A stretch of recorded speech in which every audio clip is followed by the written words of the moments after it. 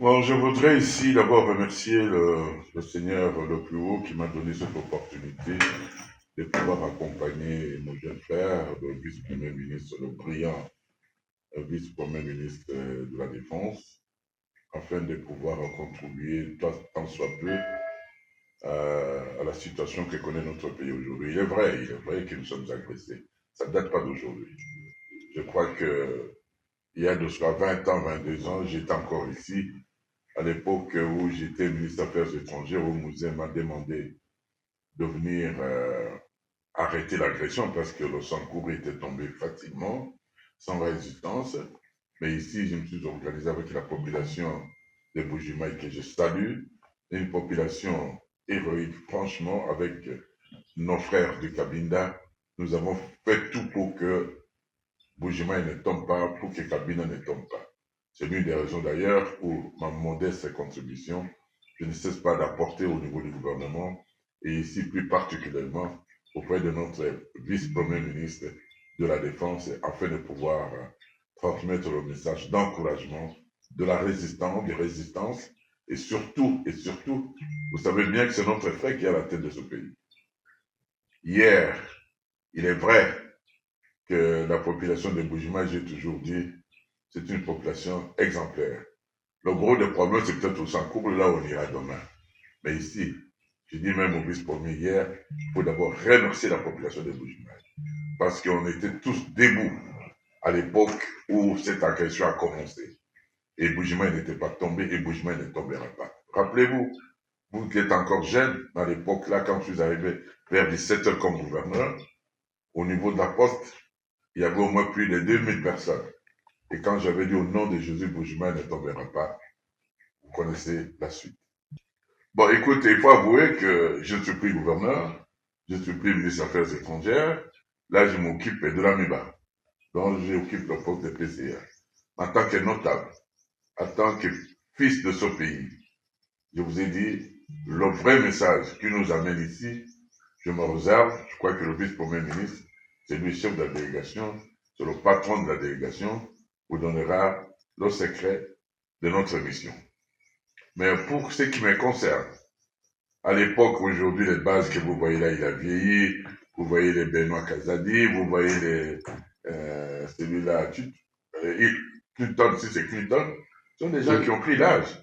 Aujourd'hui, là, notre message est qu'il faut maintenant la jeunesse de Kabia Kamanga, la jeunesse de Chileng, la jeunesse du Sankouro, des Kabinda, de l'espace des Grands Kasaï, doit commencer aujourd'hui de se mobiliser pour qu'ils soient alignés parmi les militaires, parmi la nouvelle armée que le président Tshisekedi est en train d'organiser. Je demande à tous nos frères, toutes nos sœurs, les prêtres, les mamans, les jeunes, tous de venir aujourd'hui écouter le message de notre vice-premier ministre, notre frère, qui amène un message fort, parce que l'histoire nous rappelle qu'avec cette jeunesse, avec la ville de Bujimaï et de Kabinda, nous avons tout fait pour qu'elle revienne dans notre pays. Et la jeunesse, elle est très dynamique. La jeunesse est là. La jeunesse elle sera mobilisée pour qu'on puisse enrôler massivement notre jeunesse dans l'intérêt de sauvegarder. Il n'y a pas d'étranger qui viendra nous aider. C'est d'abord nous-mêmes. Et comme je le dis, chaque absent a une tête, et le pouvoir d'aujourd'hui, la tête de l'absent, c'est à Bujimaï. C'est à Kabiakama, à Moubon.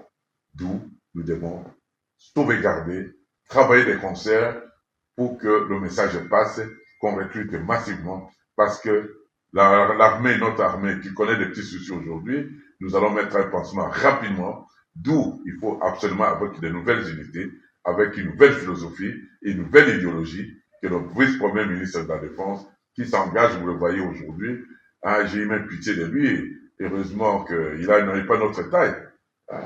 Sinon, je ne sais pas qu'est-ce qu'il allait devenir aujourd'hui, tout entre les deux avions, comme fait le président de la République.